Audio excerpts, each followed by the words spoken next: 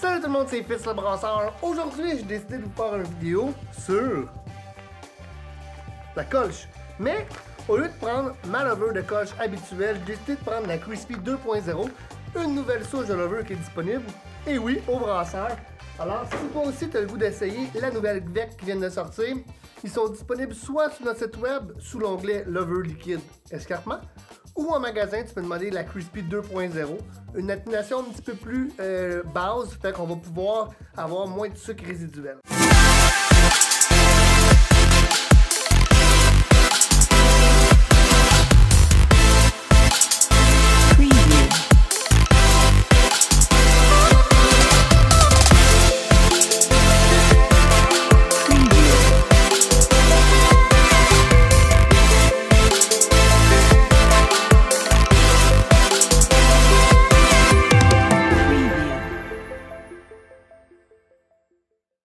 Première chose qu'on fait quand on va brasser, c'est d'installer nos paniers, baskets, faux fond dans notre grandfather. Et oui, j'utilise le grandfather aujourd'hui pour faire cette petite vidéo-là. Alors tout simplement, prendre notre petit rubber qu'on va mettre, le petit gasket qu'on va mettre tout alentour. Je le mets tout le temps dans l'eau froide comme ça, le caoutchouc, si vous voulez, va se rétracter. Et le basket dans l'eau chaude, parce qu'on sait que quand c'est chaud, ça s'expand. Fait que juste rentrer notre fond dans notre basket tranquillement. On met notre basket dans l'eau.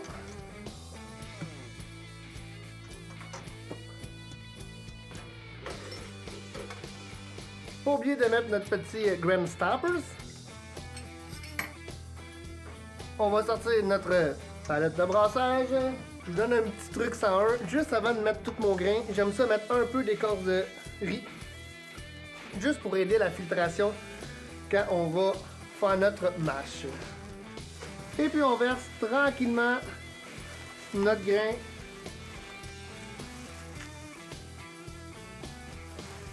en même temps que brasser pour être sûr de ne pas faire de moton. On va brasser pour mettre ça vraiment uniforme, pour être sûr et certain que l'eau est partout. Puis, cette étape-là, souvent, qu'est-ce que j'aime bien faire pour m'aider? Ça va être de partir ma pompe, tout simplement, et de brasser en même temps. Fait que le fait de partir la pompe puis brasser, ça va prendre l'eau qui est au fond, le mettre par-dessus, ça va être plus facile à bien humecter tout le grain qui a été versé. Puis l'autre chose aussi, c'est que ça va aider aussi à la filtration, parce que quand on va mettre notre fond qui est grillagé au-dessus, ben ça va permettre justement de bien l'incorporer.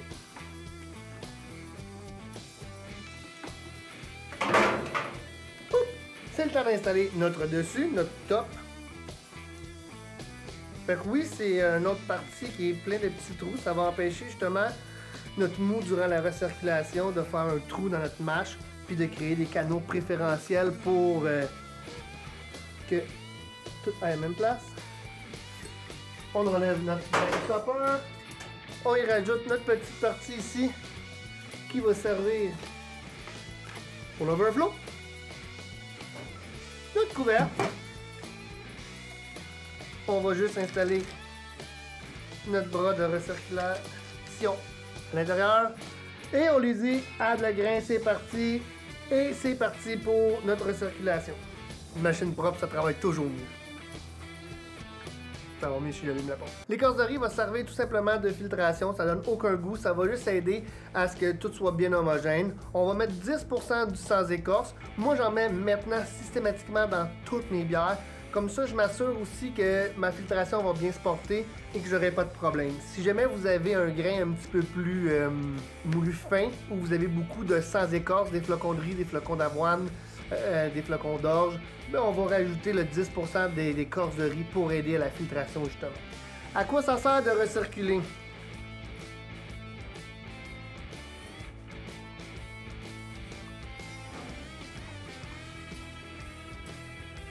Ça ici c'est un mou.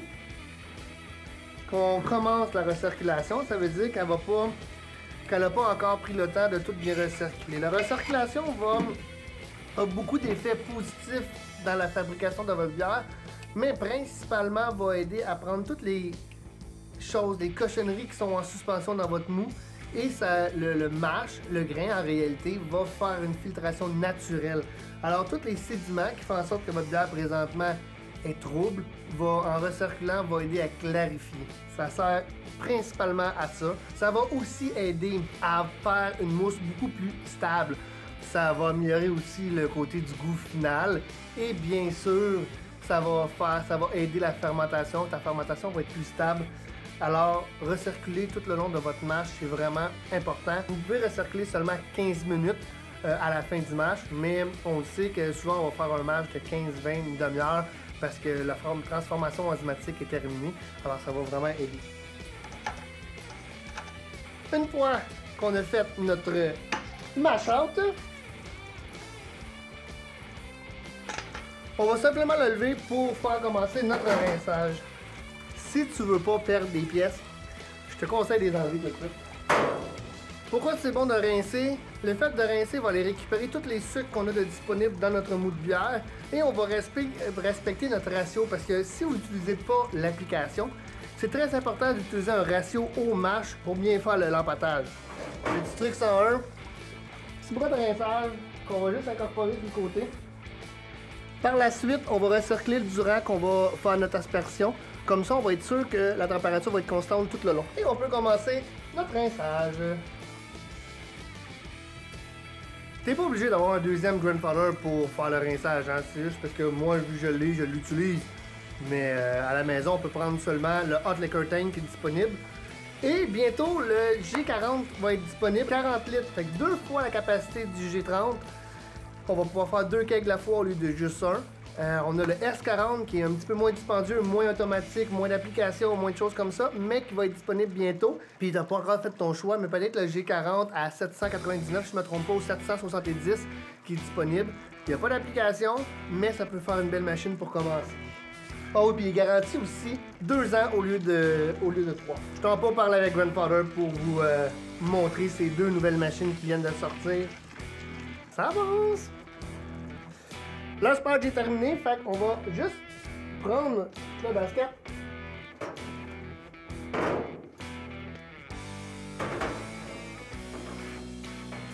Quand on va faire la pré-ébullition, il faut s'assurer d'avoir tout le temps tout notre mou qu'on a disponible. Dans le Grandfather, normalement, pour avoir 23 litres final, il faut avoir un 27 litres. Je vais commencer à écumer aussi pour enlever les mauvaises protéines qui se retrouvent être dans notre bol. L'avantage d'écumer tout de suite, ça va permettre à toutes les protéines qui sont en suspension de se ramasser, de s'enlever tout de suite, qui va permettre un boil plus rapide et plus vigoureux aussi dès le départ. On met le couvert, on repart la pompe pour recirculer pour être sûr et certain que le chaud se ramasse partout et on ramasse les petits dégâts qu'on a fait. Une fois qu'on va avoir commencé notre ébullition, on va rajouter notre premier houblon de 60 minutes pour donner de l'amertume de la bière.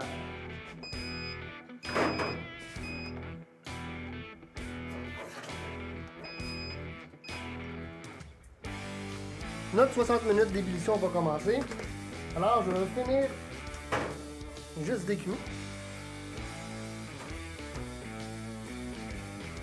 Et oui, je fais ma colche encore. Mais avec de la levure crispy. On va mettre tout de suite notre 60 minutes d'ébullition. Boum! On va préparer notre fermenteur. Puis quand on dit préparer le fermenteur, c'est important de tout défaire les valves, les ouvrir, les balles valves, et vérifier l'intérieur, les faire tremper dans le PBW. On va défaire toutes les gasquettes pour tout bien frotter puis bien nettoyer. Parce qu'on va voir qu'il y a des fois du mou qui peut avoir coulé un petit peu de notre valve puis fait un petit gommage. Fait que pour être sûr et certain que tout se passe bien, on va tout bien nettoyer, faire tremper dans le PBW. C'est pour ça que j'ai tout le temps des petits pots sur le côté. Alors on va prendre un peu d'eau chaude, un peu de PBW. Et on fait tremper vraiment toutes nos valves à l'intérieur. PBW.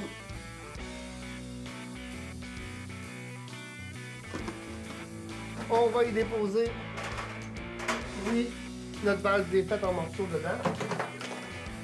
Mais aussi notre grosse valve.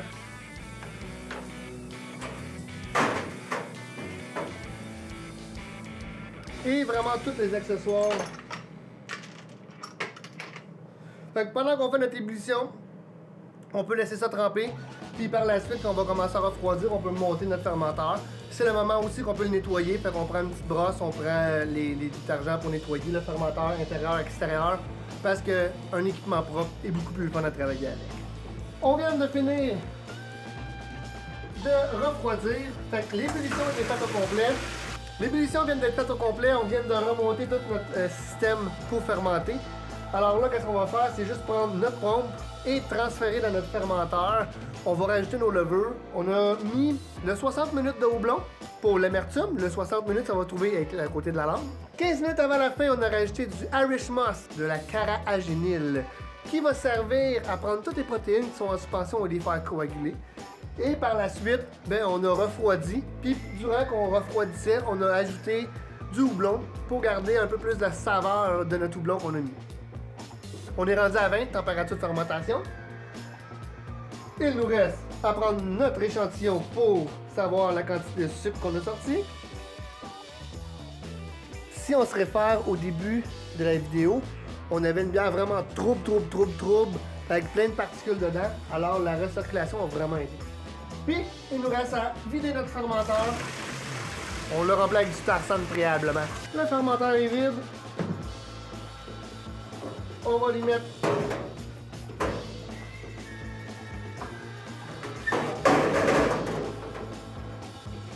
nos deux passoires. Encore une fois, Crispy 2.0. On Starsan les ciseaux, nos mains et le sachet.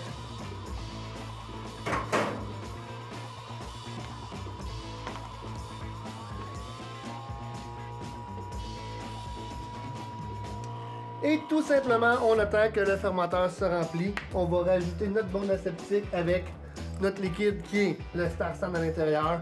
On va faire fermenter ça pendant 3 semaines. Par la suite, on va pouvoir faire un test avec vous.